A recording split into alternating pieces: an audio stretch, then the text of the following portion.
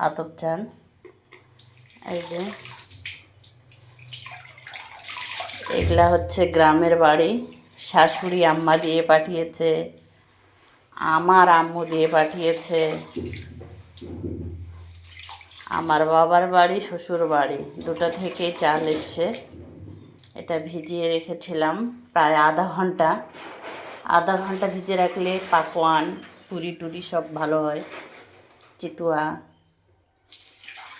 ঢুকি, সাদা রুটি। এটা এখন আমি ছেঁকে ছেঁকে তুলব। কত সুন্দর ধবধবা সাদা। এই যে এরকম খই চালা নিয়েছি আর চাল দিয়েছি, চালটা পড়বে না। এই যে গামলার মধ্যে নিচ্ছি, এরকম জলটা বালতির মধ্যে ঝরে যাবে। একবারে দিয়েছি, বরের আজকে স্কুল ছুটি রবিবার, তাই আজকে সব চাল ভেজে দিলাম। আর একটু রেখেছি চাল, সবটাই দিইনি, আর একটু রেখে দিয়েছি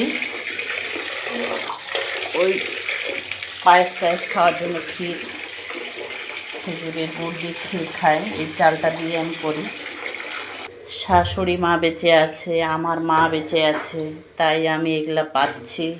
কত আদর যত্ন আমার, সব আমি তেরে পাচ্ছি। ফাইনালি আমার চালগুলো আটা কুটে নিয়ে এসেছে। কতগুলো আটা, কতগুলো চালের কতগুলো আটা, তার মধ্যে একটু পড়ে গেছিলো ছাদে মেলতে গিয়ে। ছাদ থেকে আবার নিচে নেমে নিয়ে এসে বক জানলায় দিলাম। এখানে এই জানলাটার মধ্যে কত সুন্দর রোদ, কত সুন্দর গাছগুলো লাগছে। বাইরের ভিউটা অসাধারণ বন্ধুরা। শীতের টাইমে আমার এই জানলায় বসে থাকা, চুল শুকানো খুব সুন্দর হয়, অপূর্ব লাগে এই রোদটা, মিষ্টি মিষ্টি এই শীতে। শীতের টাইমে ঢুকি খাওয়া, পিঠে পুলি, দুধ পুলি, কত কি খাবার, সাদা রুটি, মাংস।